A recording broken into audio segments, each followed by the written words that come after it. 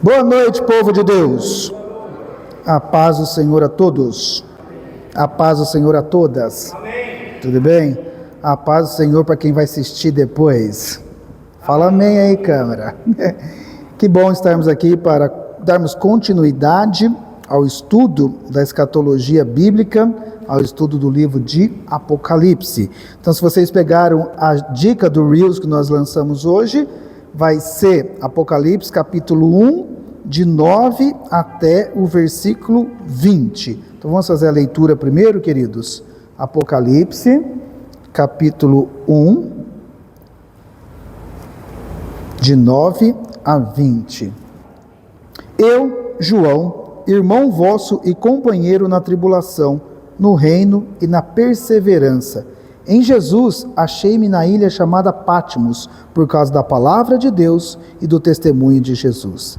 Achei-me em espírito no dia do Senhor, e ouvi por trás de mim grande voz, como de trombeta, dizendo: o que vês, escreve em livro e manda às 7 igrejas: Éfeso, Esmirna, Pérgamo, Tiátira, Sardes, Filadélfia e Laodiceia.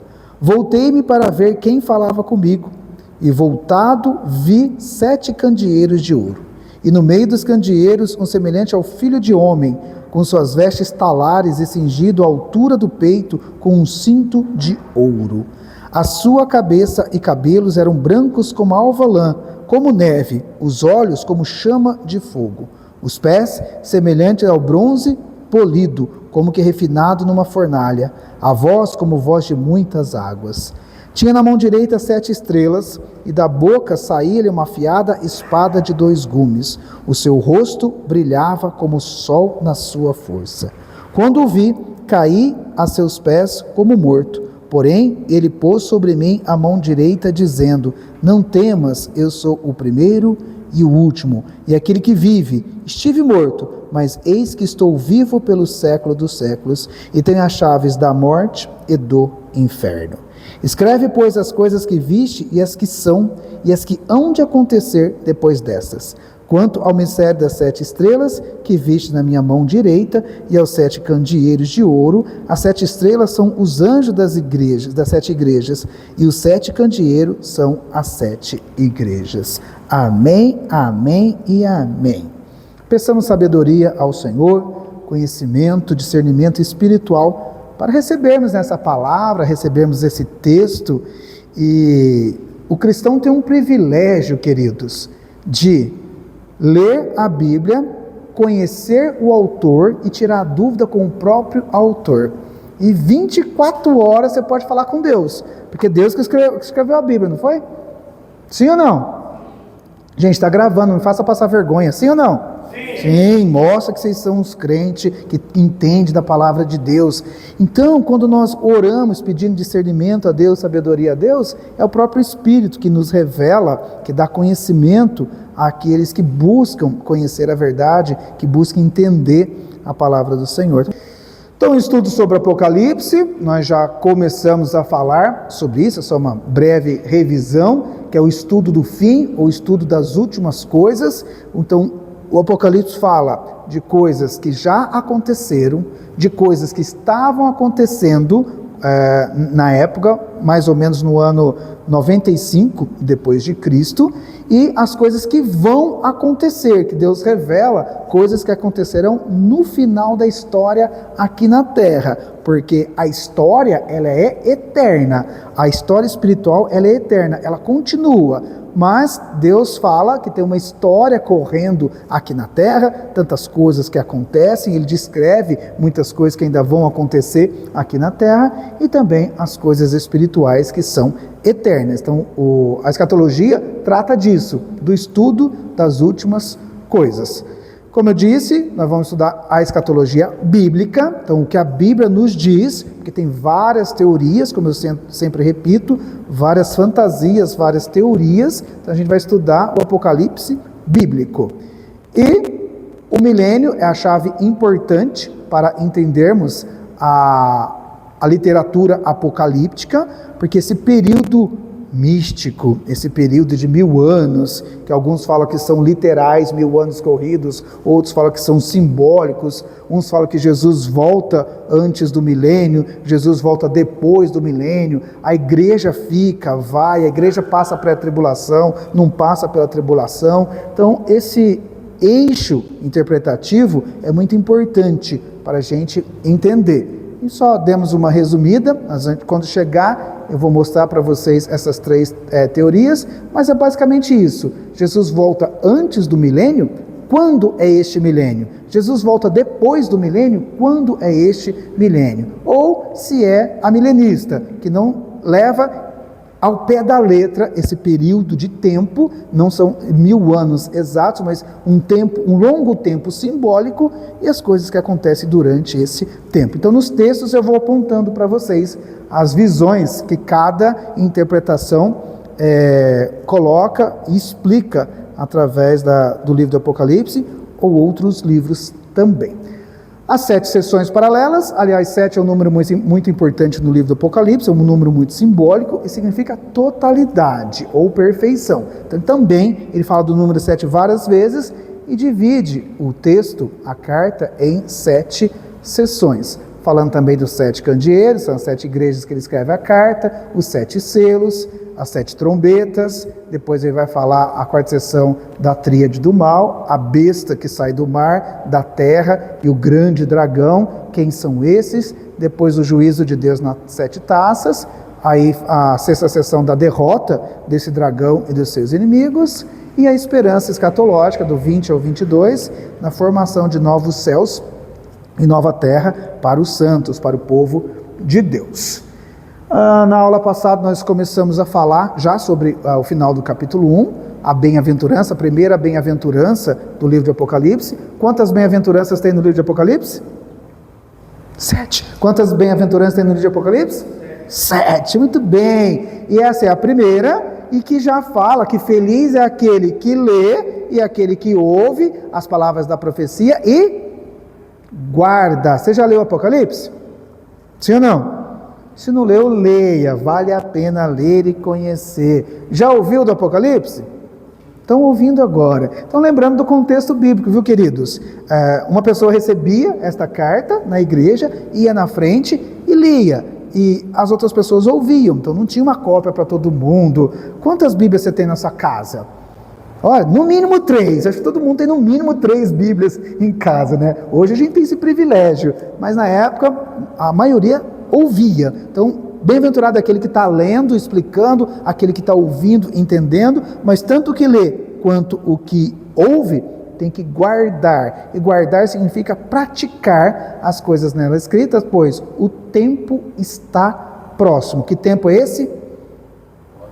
Muito bem, João, a volta de Jesus, a consumação do reino de Deus. Então nós falamos sobre essa bem-aventurança e depois ele descreve já Jesus, Deus, a Trindade, como a fiel testemunha, o primogênito dentre os mortos e o soberano rei. Fala da ressurreição e ele ressuscitou e reina. Está à direita de Deus Pai Todo-Poderoso e reina sobre todo o universo.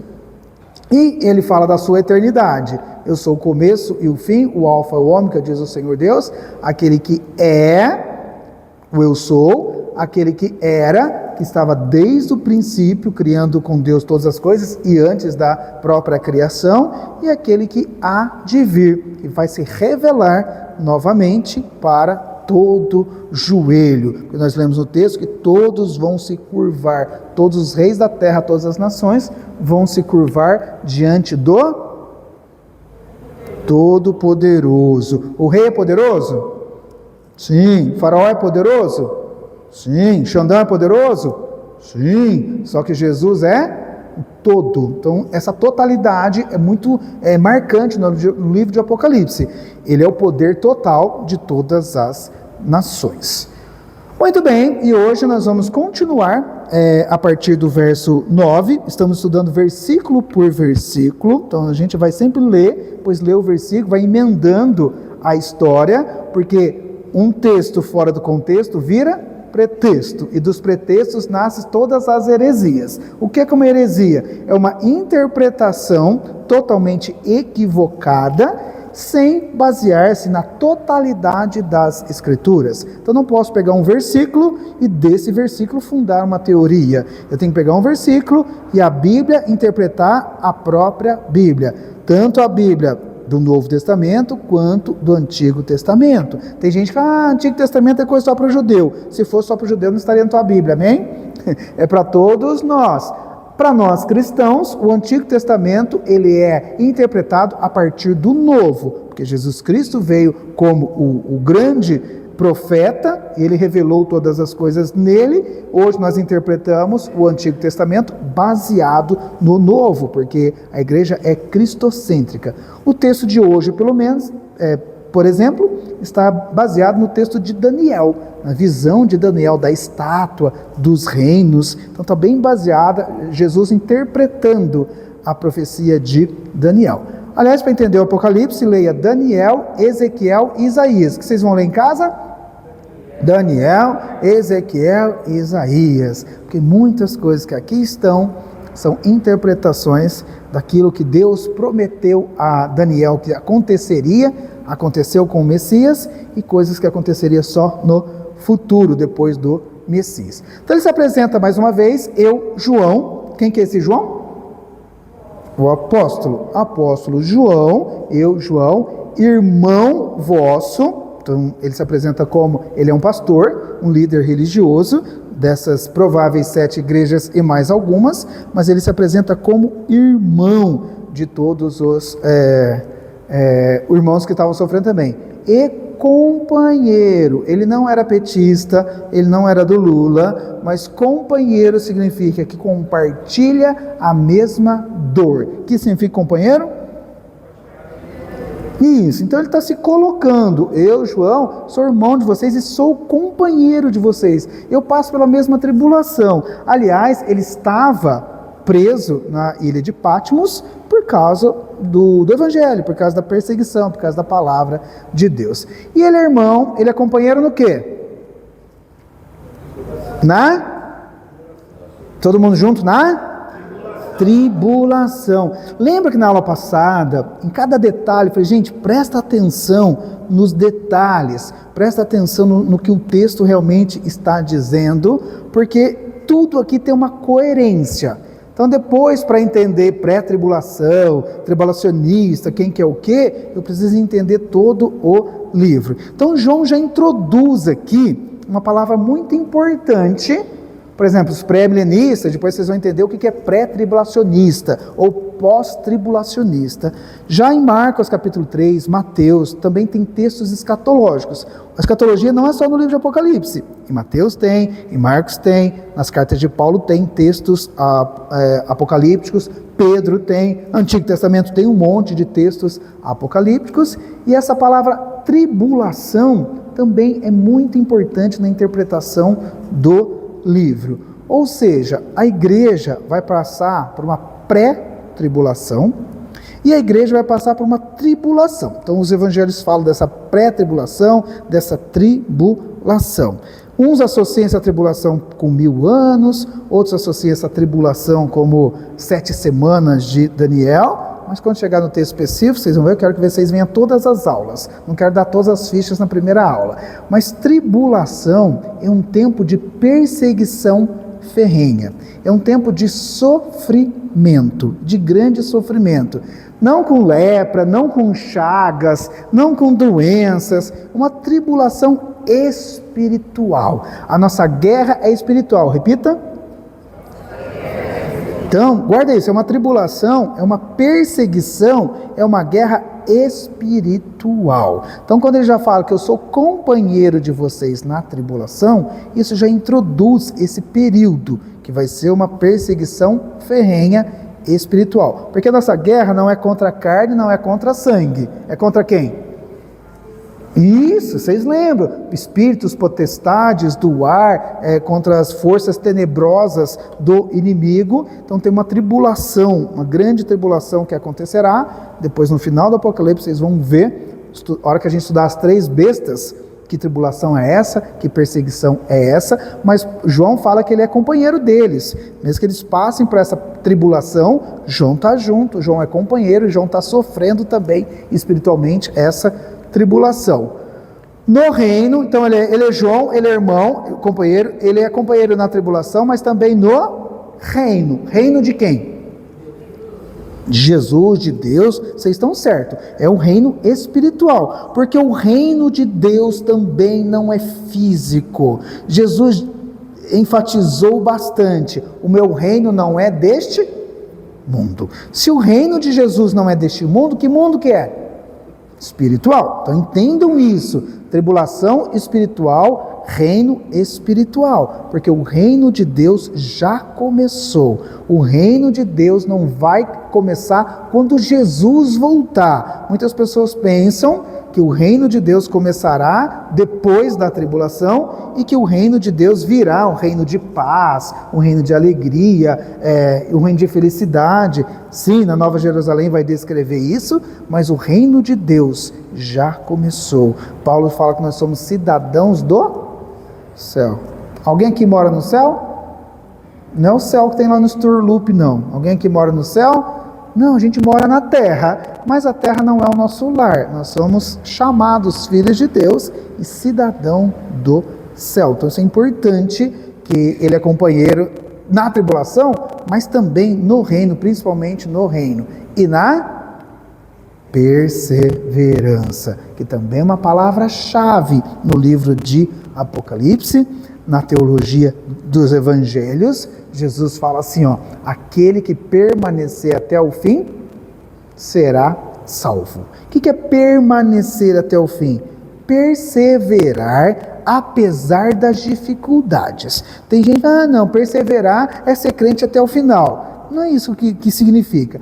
Perseverar é apesar das dificuldades, eu continuar e lá no fim, quer passe por tribulação, quer não passe por tribulação, quer sofra por causa do Evangelho, quer seja preso por causa do Evangelho ou não seja preso por causa do Evangelho, em toda e qualquer situação. Como Paulo falou, eu sei tanto ser honrado como ser humilhado. Então Paulo perseverava quando ele era honrado e muitas vezes, por ser cidadão romano, tinha alguns privilégios, ele era honrado em alguns lugares, algumas igrejas, e muitas vezes ele foi humilhado, mas ele é cidadão dos céus, ele é pertencente ao reino dos céus e ele continua, ele persevera. Como o calvinismo tem uma doutrina da perseverança dos santos, os santos permanecerão até o fim. Os santos vão viver o evangelho, vão pregar o evangelho e se tiverem que sofrer por causa do evangelho, eles vão sofrer e vão perseverar. O que aqui também tem uma doutrina que fala que perde salvação, não perde salvação, se uma vez é salvo, sempre salvo. O calvinismo fala dessa perseverança. Se você é salvo, se você é tomado pelo Espírito Santo, o próprio Jesus fala em João que de maneira nenhuma os lançarei fora, e que o nome não será apagado do livro da vida. Isso é perseverança dos salvos. Todos os salvos estarão lá no reino dos céus. Pastor, mas se desviou, se caiu no mundão, se não quer saber, se apóstata, negou a fé, será que foi salvo mesmo? Será que este era salvo? Então fala da perseverança, mesmo aqueles que se desviaram, mas vão voltar. Eu gosto daquela imagem do anzol. Quando você quiser sair, Deus põe um anzolzinho na boca do salvo e vai indo, vai indo. Lembra do filho pródigo? Vai indo, mas a hora que for voltar, Deus puxa de volta.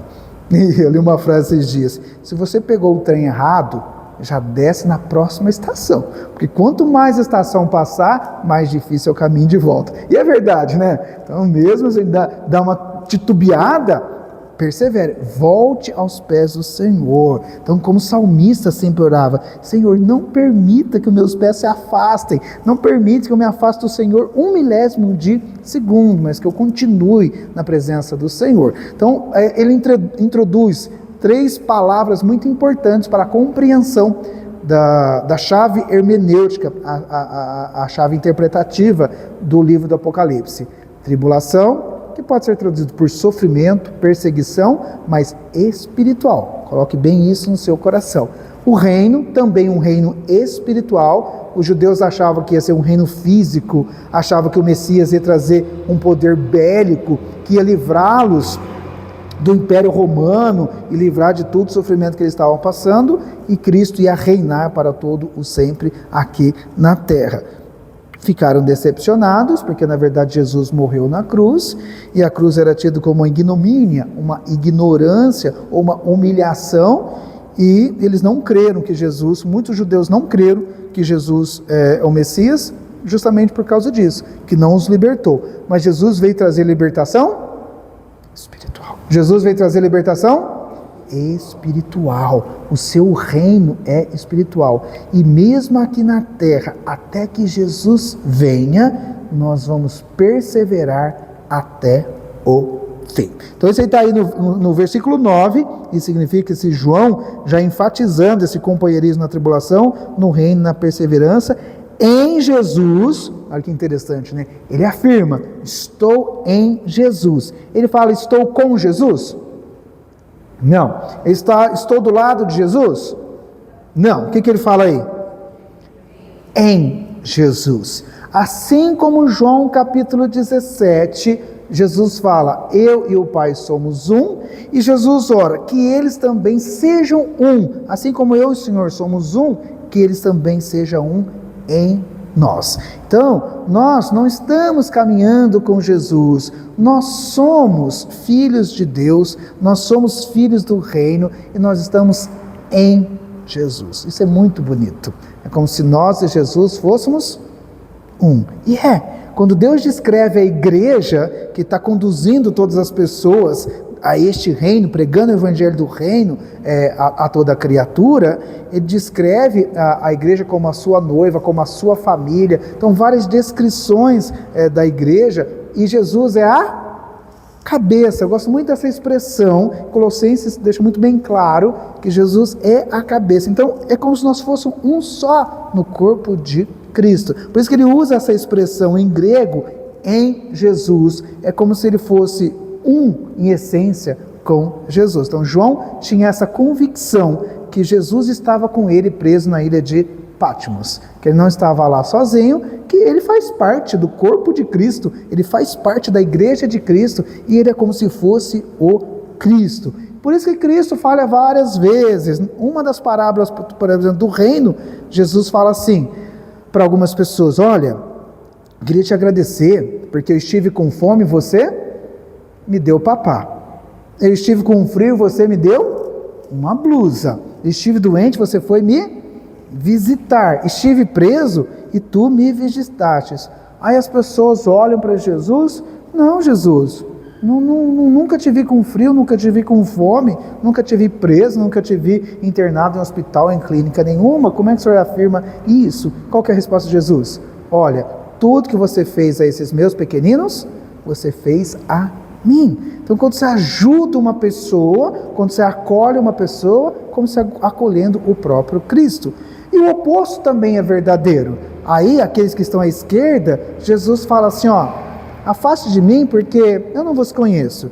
Fala a mesma coisa, eu tive fome, não me deste comer. Ele descreve a mesma coisa que ele falou para aquele que estava à direita. E eles também questionam, mentira, Jesus. Nunca vi o Senhor com fome, nunca vi o Senhor com frio, mas o Senhor fala agora que o Senhor precisou e eu não ajudei. E Jesus fala, deixaste de fazer a esses meus pequeninos, os dele, porque fazendo para a igreja você está fazendo para Jesus, fazendo contra a igreja está fazendo contra Jesus. Sério isso, né?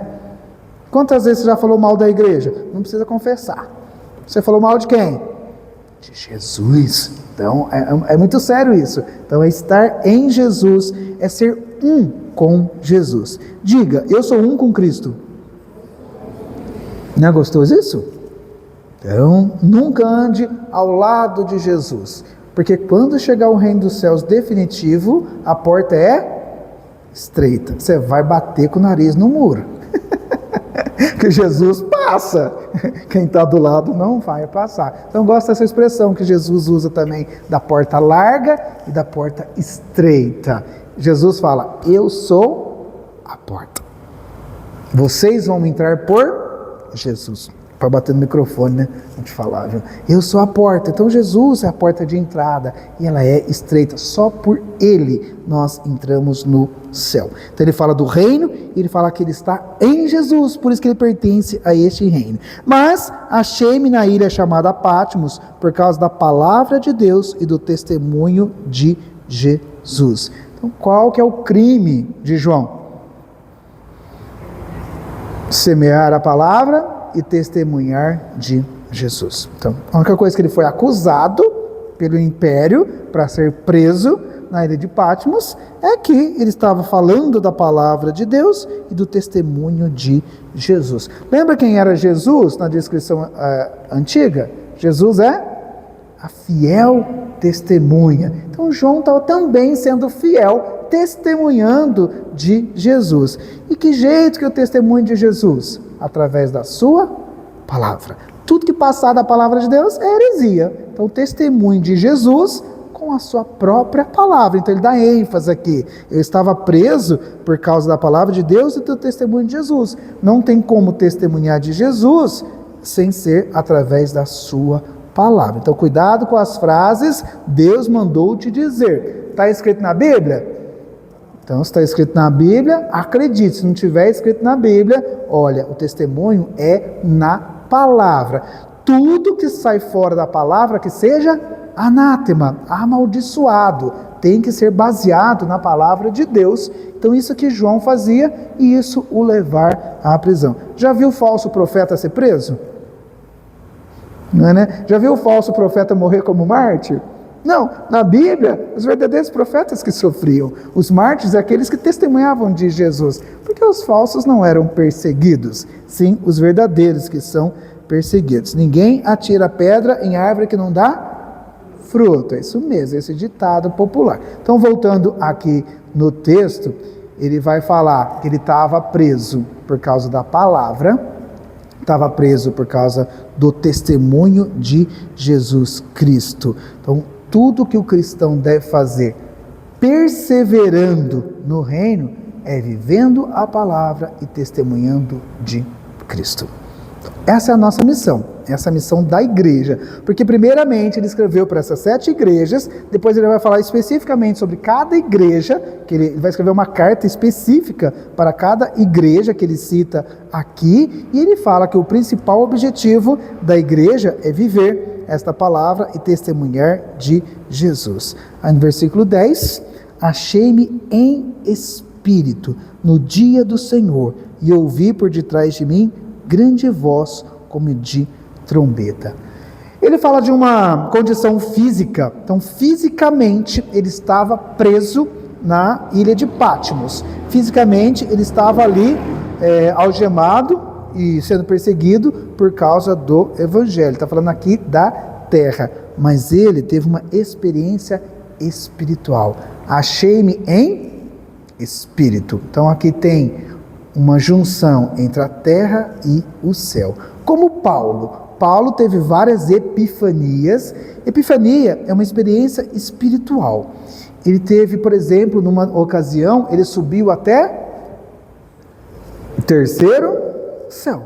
Então, Paulo teve uma visão espiritual. E algumas experiências, ele fala assim, olha, não sei se no corpo ou em espírito, que ele estava então em êxtase, que ele fala, não sei se estava lá no corpo, não sei se em espírito só, mas ele teve uma experiência espiritual.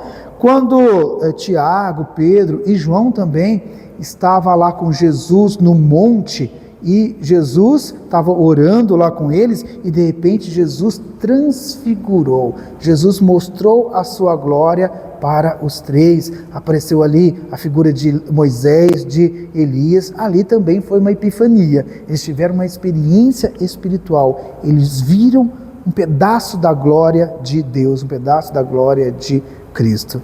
Moisés, quando estava caminhando pelo deserto, indo para o monte, e ele viu de repente uma sarça ardente, pegando fogo, só que a sarça não se consumia, não queimava. Pô, você já viu alguma coisa queimando, mas não queimava? Isso foi uma experiência espiritual. Tanto é que ele estava na terra, no chão, só que Deus falou assim para ele, tira a sandália dos seus pés, porque o lugar que você pisa é santo. Então ali era um lugar sagrado, ali era e várias, na Bíblia mostra várias experiências em que as pessoas estavam em espírito. Então em espírito é tendo uma experiência espiritual. No dia do Senhor, que dia que é o dia do Senhor? Que dia? Domingo. O que é o dia do Senhor? Domingo é o primeiro dia da semana. Aqui muitos pensam que é o dia do Senhor da vinda do Senhor, né? Aqui é o dia do Senhor, uma expressão já consolidada no primeiro século, que era o dia de domingo. Que dia que Jesus ressuscitou? Domingo. Então ficou conhecido na igreja primitiva já como o dia da ressurreição, o dia do Senhor, o dia de Jesus. E causou uma grande confusão com os judeus, se tinha que guardar o sábado, o cristão falou que não precisava mais guardar o sábado, tinha que ser o domingo. Então foi uma grande discussão na primeira fase da igreja, e até hoje, por exemplo, nossos irmãos adventistas ainda guardam o sábado. Então eles têm ainda essa cultura de guardar o sábado. Aí os cristãos acham que não precisam, outras linhas acham que precisa, mas aqui em específico no livro de Apocalipse, o dia do Senhor é o primeiro dia da semana, depois foi conhecido no calendário como o dia de Jesus ou dia do Senhor. E ouvi por detrás de mim grande voz como de trombeta. Então imagina a cena, ele começou a ter uma epifania, uma experiência espiritual, ele se achou em espírito, e atrás dele, já é uma alusão a Daniel, porque Daniel também teve uma visão, e ele ouviu o anjo atrás dele.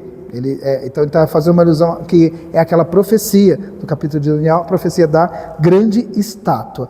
Eu ouvi por detrás de mim, então uma grande voz. Grande voz, os profetas sempre falam como a voz de Deus, como o som de muitas águas, ou um barulho de relâmpagos, de raios. Então o Salmo 19 descreve, o 19, não 119, descreve o poder da voz de Deus, como esse poderoso que fala e tudo acontece. Também fala que é uma grande voz, como se um estrondo. Aqui fala como um barulho de trombeta. Alguém já tocou trombeta no seu ouvido? É alto, imagina uma trombeta aqui no seu ouvido. Então ele ouviu mesmo um estrondo, como de uma grande voz, e que dizia: o que vês, escreve em livro e manda às 7 igrejas. Então ele viu, ele teve várias visões, e Deus falou: tudo que você vê em espírito, depois que você voltar do êxtase, você escreve. Então ele mandou ele ver, ter uma experiência espiritual e depois registrar essa experiência espiritual. Então João obedeceu, depois ele fala que obedeceu, para escrever todas aquelas visões e mandar às 7 igrejas, mandar a todas as igrejas. Já disse que 7 é um número simbólico, que simboliza a totalidade das igrejas, que já no primeiro século, no final do primeiro século, o evangelho crescendo, Paulo fundou várias igrejas, muitos outros apóstolos fundaram igrejas. Algumas igrejas a gente nem sabe quem fundou, mas que aparece no Novo Testamento, não sabe quem é o fundador, porque os discípulos se espalharam e fundaram várias igrejas. Então tinha muito mais do que 7. Só Paulo já fundou mais que 7. E ali na região da Ásia Menor tinha também mais que 7. Então 7 era endereçada para essas igrejas, mas que era espalhada esta carta para todas as igrejas. Depois nós vamos estudar cada uma, que ele vai escrever uma carta específica a cada uma, e o que significa para aquela igreja e o que significa para a igreja hoje. Então, muito importante que aquelas cartas são atemporais. Aquelas cartas trazem mensagem para todas as igrejas. Então ele cita aqui cidades de Éfeso, de Esmirna, de Pérgamo, Tiátira, Sardes, Filadélfia, Laodiceia. Eram cidades, e nessas cidades tinham essas igrejas. Jesus que mandou, lembra? Essa grande voz que estava atrás de João deu essa visão, e ele que mandou. Então a carta é o próprio Jesus escrevendo para as igrejas. Porque a gente, João que escreveu o livro do Apocalipse, mas quem mandou escrever foi o próprio Jesus. O próprio Deus é que é inspirador da sua própria palavra. Voltei-me para ver, aí ele deu uma olhada. Você escuta uma grande voz atrás de você, o que você vai fazer?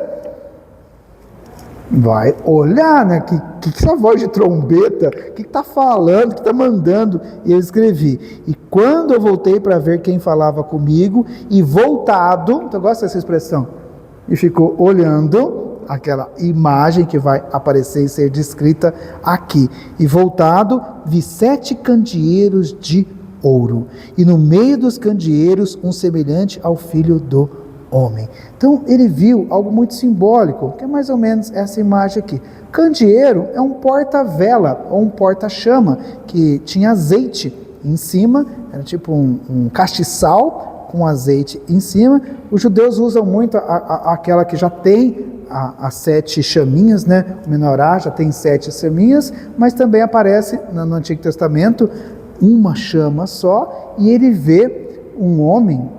Esse homem aqui, descrito, ele estava no meio desses 7 candeeiros, e na sua mão ele tinha 7 estrelas. Então isso que ele vai começar a descrever aqui de Jesus. Depois ele mesmo interpreta no versículo 20: quanto ao mistério das 7 estrelas que viste na minha mão direita e os 7 candeeiros de ouro, as 7 estrelas são os anjos das 7 igrejas, e os 7 candeeiros são as 7 igrejas. Então não há mistério. Eu já vi discussões.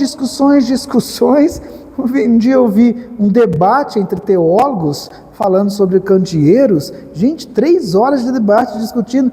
O próprio livro fala, o próprio Jesus fala que cada candeeiro representa uma igreja. Então se tem 7 candeeiros, eu estou falando, esses 7 candeeiros são as 7 igrejas. Eles são de ouro, mostrando a pureza da igreja, e tem um foguinho aqui. Fogo é um dos símbolos também do Espírito Santo. Depois vai aparecer 7 chamas na frente do altar, no capítulo 4, que é a presença do Espírito Santo. Então a pureza da igreja, e a igreja sendo dirigida pelo Espírito Santo. Então o candeeiro, a gente não tem dúvida, o candeeiro é um porta-vela, o castiçal, que é chamado o que vocês quiserem, mas que nessa imagem representa as 7 igrejas. Mas o mais importante, que Jesus estava no meio delas. Então, onde Jesus está?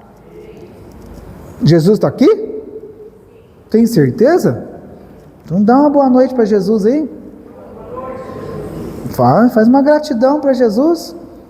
Valeu, mestre, por ter me salvado. Sim, Jesus, lembra, ele é a cabeça e nós somos o corpo. Jesus está no nosso meio e nós estamos em Jesus. Por isso que ele se apresentou lá: eu estou em Jesus e eu achei-me em espírito. Ele me deu essa visão espiritual, e ele mostra que nesses candeeiros que se representa a igreja, ele está presente, ele está no meio. O que isso deu muita força, porque lembra, ele é companheiro na tribulação, no sofrimento, mas mesmo a igreja em tribulação, Jesus Cristo está no meio dela. Então isso dá muita segurança para os crentes da época que estavam passando por tribulação, por perseguição física e espiritual. Eles tinham as duas perseguições, física e espiritual. Então Jesus garante que ele está lá.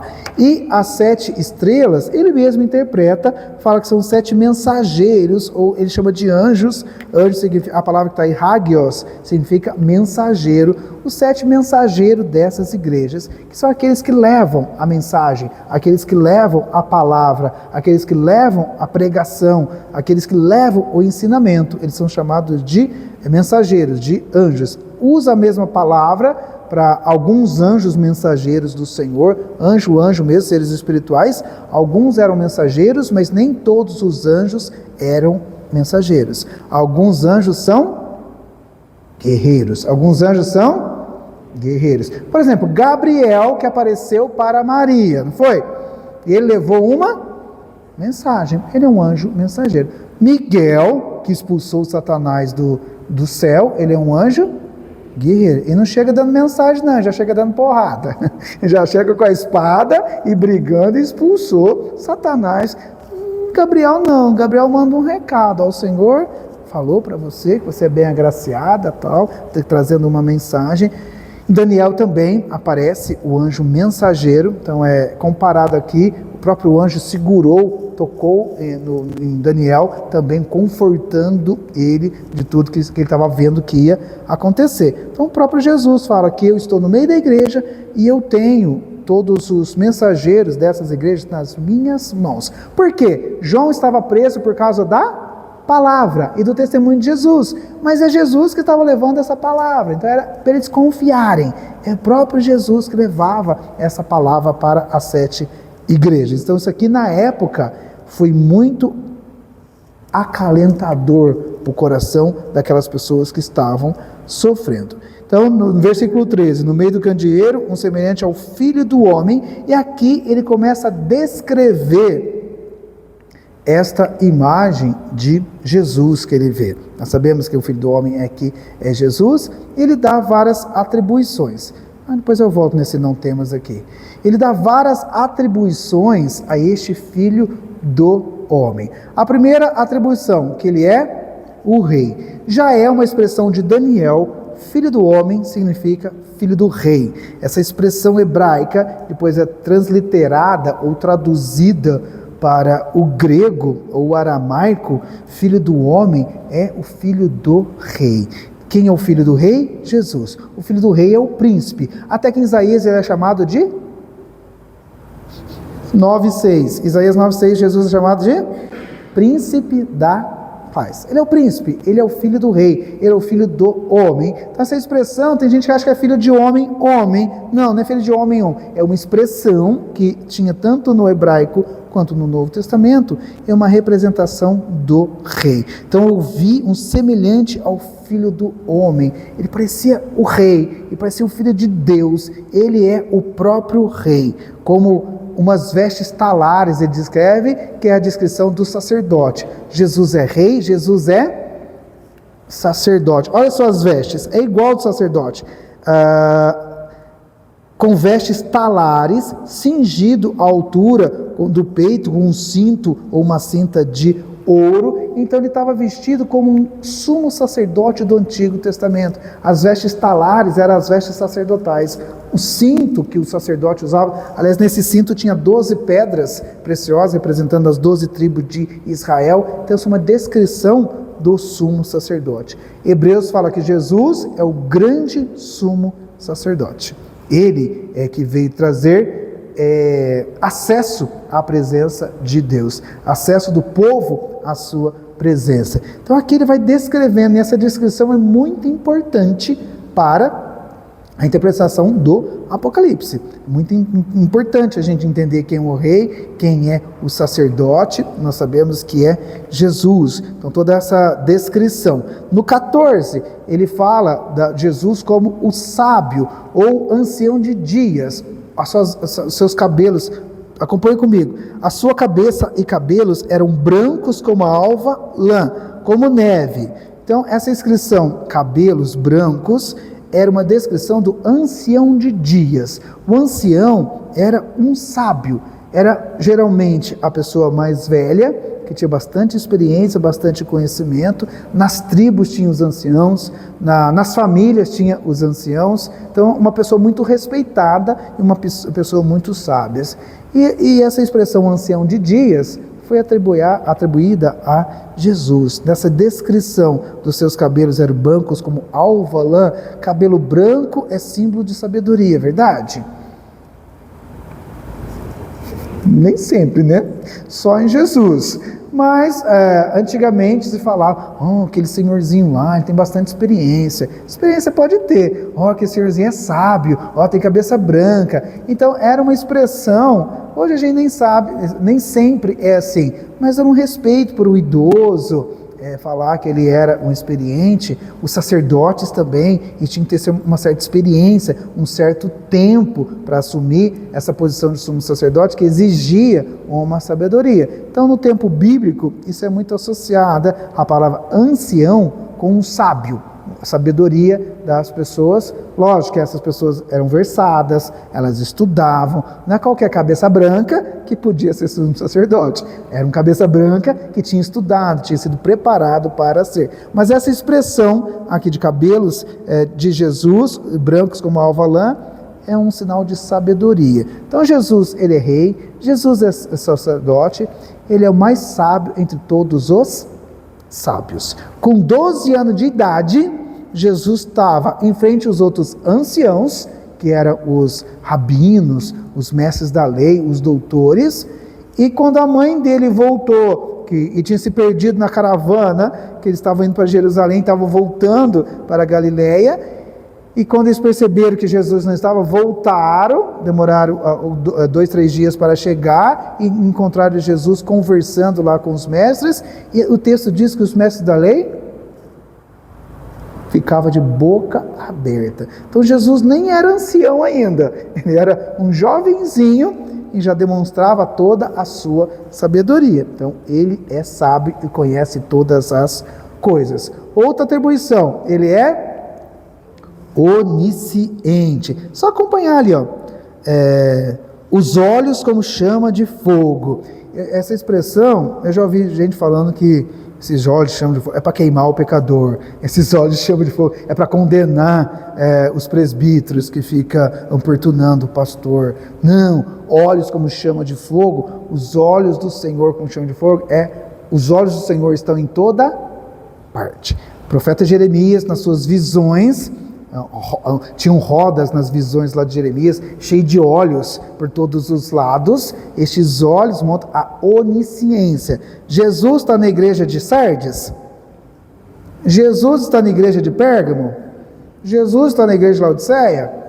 Como é que Jesus consegue estar em 7 igrejas ao mesmo tempo?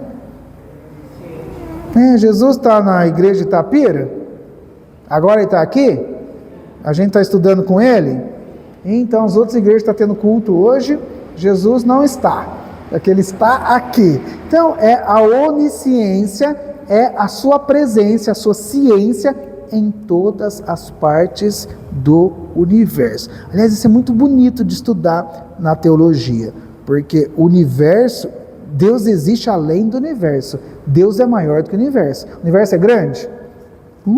Mas Deus é infinitamente maior, ele está fora do tempo, fora do espaço. Então Deus conhece todas as coisas, do presente, do passado e do futuro. Então essa onisciência, esses olhos descritos aí como chama de fogo, que ilumina todos os lugares. Então isso é mais uma palavra de esperança do que de condenação. Então olhos de fogo não é para queimar as pessoas, não é aquele velhinho de barba branca fica num trono esperando você fazer coisa errada para lançar uma chama em você. Não é. Ele olha, ele ilumina com o seu fogo, com o seu olhar, ele ilumina todos os tempos e todas as eras. Então é muito bonita essa imagem, não pus aqui, né? Do olho, da onisciência, ele consegue ver tudo e todos em todos os tempos ao mesmo tempo. Por isso que fala, Deus te conhecia antes da fundação?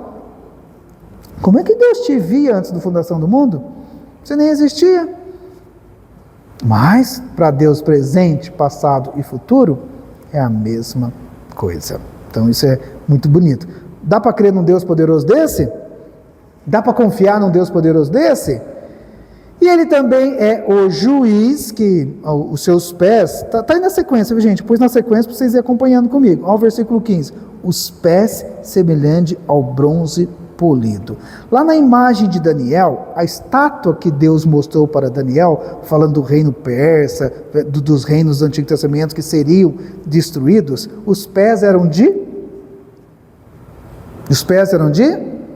barro. Os pés eram de barro. Então é muito importante. Aí naquela mesma visão, nos pés de barro, desce uma bola do céu, bate nos pés, e os pés de barro, mesmo que a cabeça e o tronco era de ouro, de prata, mesmo que as pernas eram de bronze, quando bateu a bola nos pés de barro, toda a estátua foi no chão. Então lá estava mostrando o poder dos reinos. Por mais poderoso que um reino persa, grego, todos os reinos que foram descritos lá em Daniel, fossem poderosos, opressores, os pés eram de barro. Então não adianta ser um gigante de ferro, de ouro, de prata poderoso, se os pés são de barro. Derrubou os pés, caiu a estátua toda. Mas aqui os pés semelhante ao bronze polido. Bronze era um material duro, ainda é, né? Vocês já viram uma estátua de bronze? Tem um porta-bíblia de bronze ali, depois vocês vê. Dá uma porta-bíblia dessa cabeça de um. É um material duro, resistente. Então ninguém pode destruir este homem aqui que tem um pé semelhante ao bronze polido, duro. Ninguém derruba essa estátua. Ninguém vence este filho do homem. Ninguém vence esse rei, esse sacerdote, esse sábio, esse onipresente, onisciente. Ninguém conhece todas as coisas, ninguém. E ele é o grande juiz, porque é esse juiz que mandou, lá na visão de Daniel, é esse juiz que mandou uma bola de fogo nos pés daquela estátua. Ele condenou todas aquelas nações poderosas que oprimiam as pessoas. Então, esses pés polidos, bons e refinados, simboliza o julgamento. E a voz aparece de novo, a voz como voz de muitas águas. Então, aqui está falando do profeta. A voz de Deus, tanto essa que ele escutou no versículo 10, uma grande voz como de trombeta, esta voz como de muitas águas, depois aparece no versículo 16, tinha na mão direita as 7 estrelas, e da boca saía uma espada afiada de 2 gumes. Efésios descreve também uma estátua, como que de um soldado, fala da capacete, fala da couraça, fala da espada, e ele mesmo interpreta a espada como a palavra de Deus. Então, a espada aqui sai da boca de Jesus, é a palavra de Deus. Aliás, é essa palavra que vai ser usada para julgar toda a terra. Então, ninguém vai ter surpresa no dia do juízo, a não ser que você não conheça a palavra. Porque o que Jesus vai usar no dia do juízo final? A sua palavra. Então não vai ter surpresinha.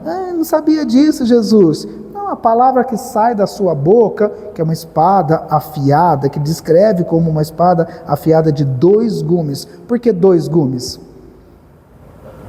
Exato. Então tem espada que corta de um lado só, ela é afiada de um lado só, que eles chamam de gume, aquela parte, e tem espada que ela é afiada dos 2 lados. Então, quando uma faca, uma espada, ela corta dos 2 lados, ou seja, Jesus vai separar os salvos do não salvos com a mesma espada. Ele vai separar o joio do trigo com a mesma espada. Então não vai ter uma espada para o joio, uma espada para o crente. Não, é a mesma palavra. Então esta voz que aparece 3 vezes no texto, uma grande voz, essa voz do Senhor como de muitas águas, e a espada que sai da sua boca mostra Jesus como o profeta de Deus. Aliás, o último profeta. Depois de Jesus, tudo que profecia tem que estar baseado na sua palavra. Então, toda profecia é segundo a palavra de Deus. Então, por isso que eu falo, cuidado com profecias. Existe dom da profecia hoje? Sim ou não? Tem ou não tem? Tem. Tem o dom da profecia. É descrita. Paulo descreve em Romanos as profecias. Paulo, em Romanos, em Coríntios, Efésios, fala das profecias. Esse é um dom de profecia. Mas é baseado na palavra de Deus. Não tem mais surpresas. Não pode aparecer um anjo no século XVIII e ter uma nova revelação que Deus esqueceu de pôr na sua palavra. Aí nasce uma heresia. Aliás, todas as grandes heresias nascem disso, né? Que alguém teve um sonho, alguém teve uma visão, uma profetisa de tal religião, um profeta de outra religião, e que teve, um anjo apareceu para ele e revelou aquilo para ele. No século XIII, não, queridos, o cano já estava fechado, e se não está na palavra de Deus, o próprio Paulo fala que seja amaldiçoado. Se um anjo, se você tiver uma experiência espiritual, um anjo disser qualquer outra coisa que não seja a palavra de Deus, aliás, hoje em dia os anjos aparecem para trazer recadinho? Já está aqui. Então, como Maria viu o anjo. Paulo viu o anjo várias vezes ali na... Por quê? A palavra ainda não estava... O evangelho não tinha sido escrito quando o anjo apareceu para Maria. Então, o anjo ia e falava direto. Hoje, você quer ouvir a voz de Deus? Leia a Bíblia. Então, tem gente, Deus aparece para mim. Gente, leia a Bíblia. Deus queria tanto saber a tua vontade. Leia a Bíblia. Essa espada de dois gumes, que ela é eterna e não vai desaparecer nunca. Então, Jesus, nessa revelação, Ele é